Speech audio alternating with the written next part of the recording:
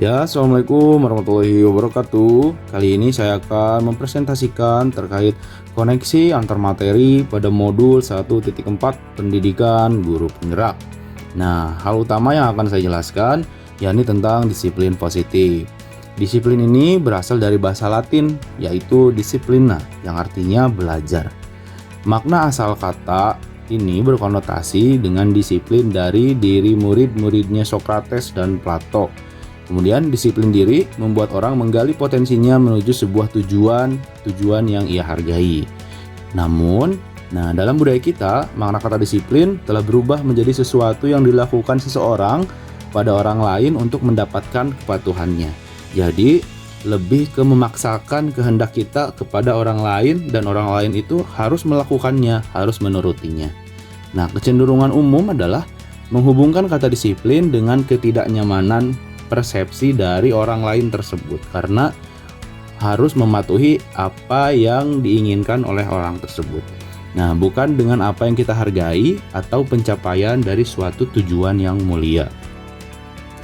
Kemudian, di sini saya akan memaparkan terkait motivasi perilaku manusia. Motivasi perilaku manusia ini terdapat dua hal, yakni motivasi eksternal dan motivasi internal.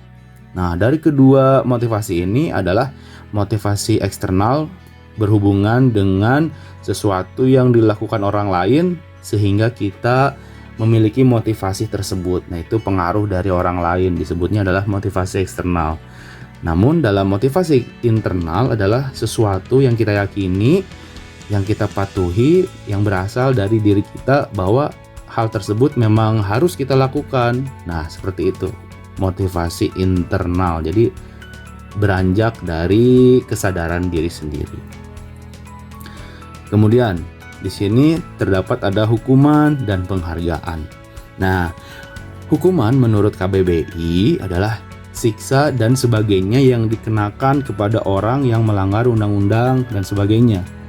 Kemudian penghargaan menurut KBBI adalah perbuatan hal ataupun yang lainnya, yakni menghargai ataupun penghormatan. Nah, dalam kenyataannya penghargaan berlaku sama dengan hukuman dalam arti meminta atau membujuk seseorang melakukan sesuatu untuk memenuhi suatu tujuan tertentu dari orang yang meminta atau membujuknya. Kemudian dorongannya eksternal dan akan ada faktor ketergantungan. Jadi mau hukuman, mau penghargaan itu sama, efek jangka panjangnya adalah tidak mendapatkan konsisten hal yang baik yang kita harapkan. Nah, di sini terdapat beberapa dampak dari pemberian penghargaan menurut Alfie Kohn pada tahun 93. Yang pertama, pengaruh jangka panjang dan jangka pendeknya itu ada. Kemudian penghargaan menghukum, jadi penghargaan itu seperti halnya menghukum jatuhnya. Kemudian penghargaan mengurangi ketepatan, penghargaan yang tidak efektif karena lebih kepada sesuatu yang kita harapkan. Kemudian penghargaan dapat merusak hubungan, kemudian juga penghargaan dapat menurunkan kualitas karena kita menginginkan sesuatu tentang apa yang kita lakukan. Penghargaan juga dapat mematikan kreativitas, tidak bisa mengeksplor lebih jauh. Nah, yang terakhir adalah penghargaan mengurangi motivasi intrinsik. Jadi, kesadaran dari dalam dirinya itu semakin berkurang. Kemudian, tentang posisi kontrol. Di sini kita sebagai pendidik ada 5 posisi kontrol yang harus kita ketahui. Yang pertama sebagai penghukum, yang kedua sebagai pembuat rasa bersalah, yang ketiga adalah teman, yang keempat pemantau, dan yang kelima adalah manajer.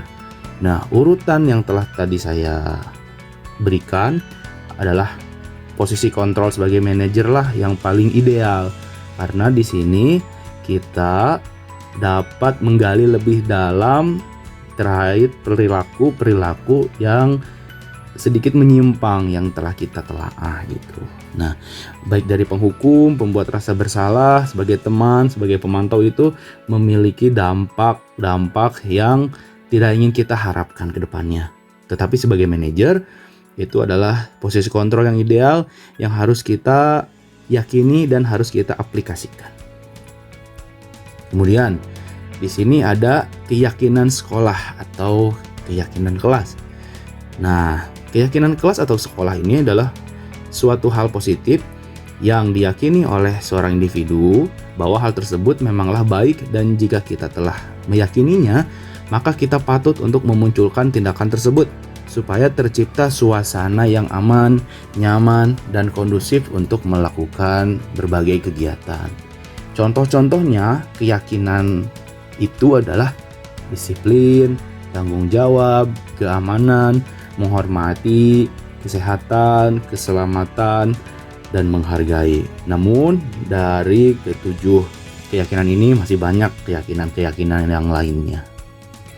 Yang selanjutnya terkait segitiga restitusi. Nah, segitiga restitusi ini memiliki 3 hal, yakni menstabilkan identitas, validasi kebutuhan, dan menanyakan keyakinan. Nah, yang pertama yakni tentang menstabilkan identitas. Contohnya adalah setiap orang pasti pernah melakukan kesalahan tersebut. Nah, kemudian kamu bukan satu-satunya orang yang melakukan ini. Jadi kita menstabilkan anak-anak yang berbuat kesalahan dengan mengajak ngobrol, menenangkannya dulu. Jangan sampai amarahnya memuncak-memuncak, karena jika kita berdiskusi dengan amarah yang ada di dalam diri anak, pasti tidak akan selesai segitiga restitusi ini dan tidak akan berjalan dengan baik. Kemudian yang kedua, tentang validasi kebutuhan. Nah, di sini kita dapat menggali, contohnya ada 2 pertanyaan seperti ini. Kamu tentu punya alasan melakukan hal tersebut ya. Nah, jadi digali lebih dalam. Kemudian, adakah cara yang lebih baik ataupun cara yang lebih efektif untuk mendapatkan yang kamu butuhkan? Jadi lebih menggali pemikiran anak seperti apa yang sebaiknya. Nah, yang terakhir dalam segitiga restitusi ini adalah menanyakan keyakinan. Nah, kira-kira nilai apa yang telah kita sepakati? Nilai tadi, yang nilai-nilai positif tadi, apa yang telah ia langgar? Kemudian kamu ingin menjadi orang yang seperti apa? Nah, jadi akan ada korelasinya antara perbuatan dengan permasalahan yang timbul di sana. Kemudian di sini ada keterkaitan dengan materi sebelumnya. Nah, menurut Ki Hajar Dewantara, kutipannya yakni merdeka itu artinya tidak hanya terlepas dari perintah, akan tetapi juga cakap buat untuk memerintah dirinya sendiri. Nah, berdasarkan pernyataan tersebut, maka seorang pendidik harus memiliki nilai yakni berpihak kepada murid. Dengan nilai tersebut, maka ia dapat memiliki peran untuk membantu siswa dalam mencapai potensi terbaik mereka. Nah, semua hal tersebut harus dimiliki oleh seorang pendidik pada visi yang ia yakini. Jadi, kedepannya pendidik tersebut dapat menghadirkan perilaku yang sesuai yang dibutuhkan oleh seluruh peserta didik. Kemudian di sini terdapat beberapa pertanyaan. Nah, yang pertama, sejauh mana pemahaman Anda tentang konsep-konsep inti yang telah Anda pelajari di modul ini, yaitu terkait disiplin positif, teori kontrol, teori motivasi, hukuman dan penghargaan, posisi kontrol guru, kebutuhan dasar manusia, keyakinan kelas, dan segitiga restitusi. Adakah hal-hal yang menarik untuk Anda dan di luar dugaan? Nah, sejauh pemahaman saya dapat telah memahami semua materi tersebut. Ada beberapa hal yang membuat saya tertarik, yakni perihal posisi kontrol seorang guru. Selama ini cara saya mendisiplinkan murid saya yakni dengan hukuman. Padahal hal tersebut sangat tidak tepat karena memiliki efek yang tidak baik ke depannya. Kemudian pertanyaan selanjutnya, perubahan apa yang terjadi pada cara berpikir Anda dalam menciptakan budaya positif di kelas maupun sekolah Anda setelah mempelajari modul ini? Nah, perubahan yang terjadi pada diri saya yakni perubahan pola pikir dalam menghadapi sesuatu. Sebelum kita menghadirkan tindakan dalam menyikapi suatu hal, sebaiknya kita menelaah secara mendalam seperti faktor penyebab, lingkungan pendukung, dan aspek-aspek lainnya. Kemudian pertanyaan yang selanjutnya yakni pengalaman seperti apakah yang pernah Anda alami terkait penerapan konsep-konsep inti dalam modul budaya positif baik di lingkungan kelas maupun sekolah Anda? Nah, pengalaman saya dalam menerapkan konsep tersebut yakni membutuhkan waktu dan penerapannya. Karena dalam hal tersebut terdapat hubungannya dengan kebiasaan yang selama ini kita lakukan. Merubah suatu tindakan yang sudah biasa kita lakukan memang membutuhkan waktu untuk penyesuaiannya.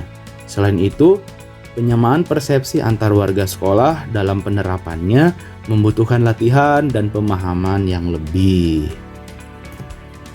Yang selanjutnya pertanyaannya yakni bagaimanakah perasaan Anda ketika mengalami hal-hal tersebut?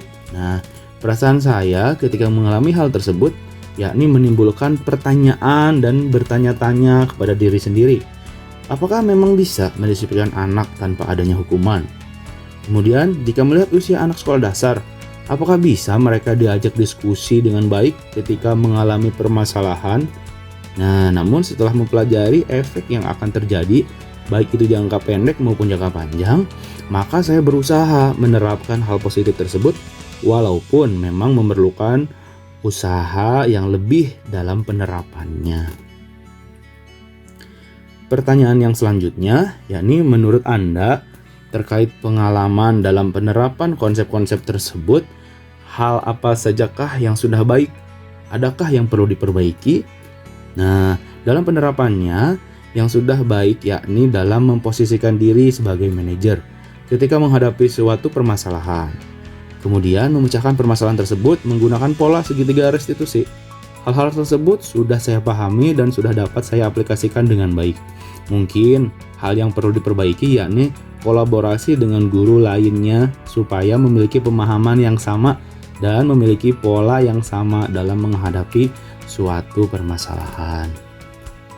Kemudian pertanyaan selanjutnya yakni sebelum mempelajari modul ini, ketika berinteraksi dengan murid berdasarkan 5 posisi kontrol, posisi manakah yang paling sering Anda pakai dan bagaimana perasaan Anda saat itu? Setelah mempelajari modul ini, posisi apa yang Anda pakai dan bagaimana perasaan Anda sekarang? Apa perbedaannya? Menjawab pertanyaan tersebut, nah, posisi yang sering saya pakai yakni sebagai penghukum dan sebagai teman.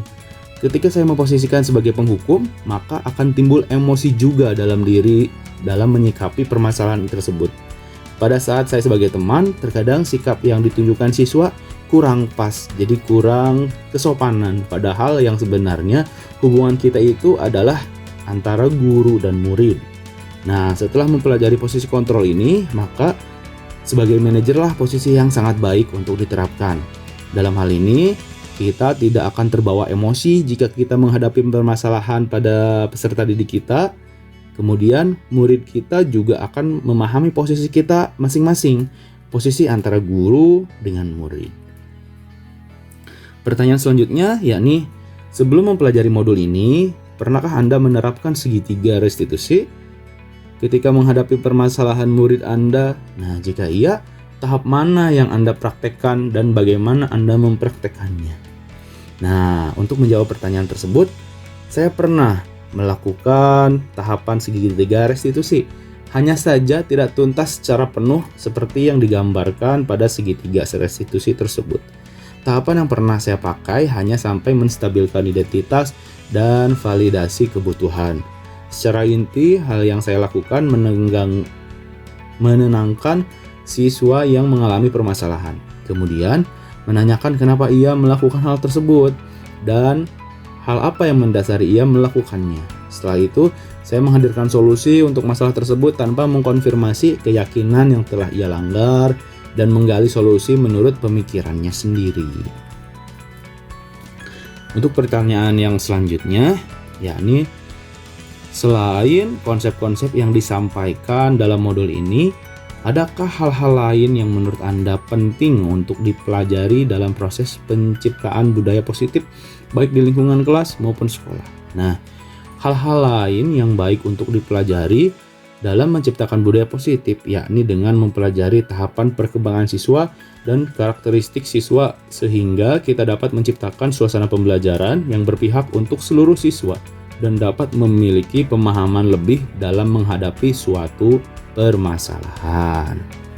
Nah, seperti itu terkait koneksi antar materi pada modul 1.4 Pendidikan Guru Penggerak. Terima kasih banyak. Nah, saya Chef Saifuddin. Wassalamualaikum warahmatullahi wabarakatuh.